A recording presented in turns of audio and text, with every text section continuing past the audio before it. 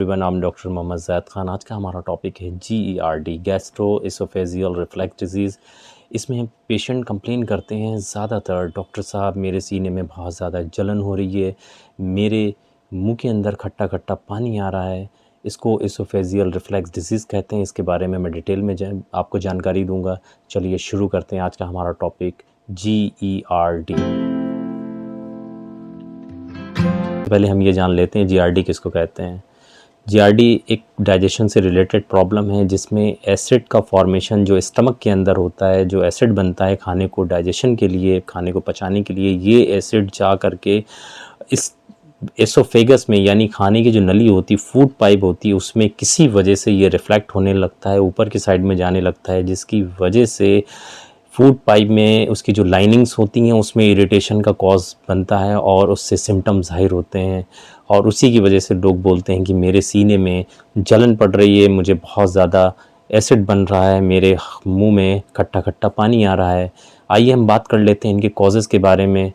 Normally क्या होता है, जब हम खाना खाते हैं तो खाने जब निगलते हैं खाने को तो वहाँ पे नीचे लोअर साइड में जहाँ स्टमक होता है, खाने की जो थैली होती है, उससे जस्ट ऊपर की साइड में एक वॉल्व होता है जिसको लोअर एसोफेजियल स्फिंक्टर बोलते हैं। जब इस वॉल्व में लूजनेस आ जाती है या इस वॉल्व में कोई ख़राबी पैदा हो जाती है जिसकी वजह से खाना नीचे का ऊपर की तरफ रिफ्लेक्ट करता है और इसी से एसिड का भी बहुत ज़्यादा रिफ्लेक्शंस होता है और ये इसका बहुत ही कॉमन कॉज है। आइए हम बात कर लेते हैं इसके अदर कॉजेज़ के बारे में। तो इसका जो नेक्स्ट कॉज है वो है आपका लेट नाइट खाना। ऐसे शख्स जिनका खाना बहुत ही लेट होता है या बहुत ज़्यादा हैवी मील लेते हैं तो उनमें ये प्रॉब्लम बहुत ज़्यादा कॉमन है। स्पाइसी और ऑयली फूड्स, ऐसे शख्स जो लोग बहुत ज़्यादा स्पाइसी खाना खाते हैं, बहुत ज़्यादा एसिडिक खाना खाते हैं, बहुत ज़्यादा स्पाइसी और फ्राइड फूड का इस्तेमाल करते हैं तो उनमें ये प्रॉब्लम बहुत ज़्यादा ट्रिगर करती है।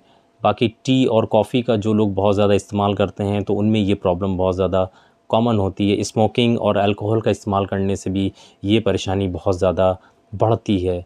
स्ट्रेस और एंजाइटी की वजह से एसिड का फॉर्मेशन बहुत ज़्यादा बढ़ जाता है जिसकी वजह से भी GERD होने के चांसेस बढ़ जाते हैं। ऐसी मेडिसिन है जिनका इस्तेमाल करने से एसिड का फॉर्मेशन बहुत ज़्यादा बढ़ जाता है जिसकी वजह से GERD होने के चांसेस बढ़ते हैं। ये मैंने इनके कॉजेज़ के बारे में आपको डिफ़ाइन किया है। आइए हम बात कर लेते हैं इनके सिम्टम्स के बारे में। इसका जो पहला सिम्टम है वो सीने में जलन होती है, हार्ट बर्न कहते हैं। इसका जो नेक्स्ट सिम्टम है वो रीगर्जिटेशन, मुंह में खट्टा पानी आता है और कभी कभी फूड पार्टिकल्स भी रिफ्लेक्ट होकर के मुंह के अंदर आ जाते हैं। नोज़िया एंड वॉमिटिंग फील होता है, पेट में ब्लॉटिंग हो जाती है और कुछ लोगों में थ्रॉट इन्फेक्शन से रिकरेंट होते हैं। हॉर्सनेस ऑफ वॉइस चेंज हो जाती है बहुत ज़्यादा, कुछ लोगों में निगलने में बहुत ज़्यादा परेशानी होती है। ये इसके कुछ सिम्टम्स हैं जो मैंने आपको डिटेल में बताया। आइए हम बात कर लेते हैं इनके कॉम्प्लिकेशंस के बारे में। सबसे पहला कॉम्प्लिकेशन है वो है एसोफेजाइटिस।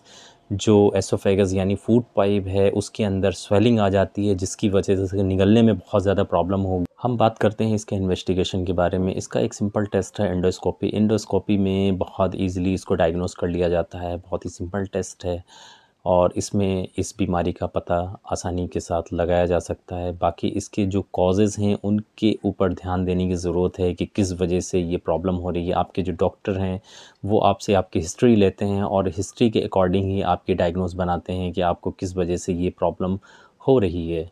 चलिए हम बात कर लेते हैं इसके ट्रीटमेंट के बारे में। इसमें जो सबसे पहला ट्रीटमेंट है वो है लाइफ़स्टाइल चेंजेस। अगर आप अपने खाने में बहुत ज़्यादा स्पाइसी फूड का इस्तेमाल करते हैं या फिर आप बहुत स्ट्रेस लेते हैं या स्मोकिंग का इस्तेमाल बहुत ज़्यादा करते हैं या अल्कोहल की कंज्यूमिंग बहुत ज़्यादा है या आप लेट नाइट खाना खाते हैं तो आपको इन सारे की पॉइंट्स के ऊपर काम करना है, इनको अवॉइड करना है क्योंकि ये एसिड के रिफ्लेक्शंस को बढ़ाते हैं और इस प्रॉब्लम को बहुत ज़्यादा कॉम्प्लिकेटेड बनाते हैं। तो आपको इन सब चीज़ों को नहीं करना है। आइए हम बात कर लेते हैं इसके मेडिकल ट्रीटमेंट के बारे में। तो इसमें सिंपल सी मेडिसिन का इस्तेमाल कराते हैं। लीवोसल्फ्राइड, ये टैबलेट सुबह शाम इस्तेमाल कराते हैं। बाकी कुछ एंटासिड्स का इस्तेमाल इसको काफ़ी हद तक आराम देता है। मेन इसमें जो है वो आपको प्रिकॉशंस लेने बहुत ज़्यादा ज़रूरी हैं। बाकी जो कॉज़ होता है इसको ट्रीट करते हैं। यूनानी ट्रीटमेंट की अगर बात की जाए तो इसमें शरबत दीनार का इस्तेमाल करते हैं और आपका माजून दवीदुल बर्द और जवारिश शाही और जवारिश मस्तगी का इस्तेमाल बहुत ज़्यादा इफ़ेक्टिव है। तो ये आपको मैंने इस बीमारी के बारे में पूरी डिटेल में जानकारी दी है। अगर वीडियो आपको अच्छी लगी हो तो इस चैनल को ज़्यादा से ज़्यादा लाइक और शेयर ज़रूर करें और सब्सक्राइब ज़रूर करें। Thank you very much.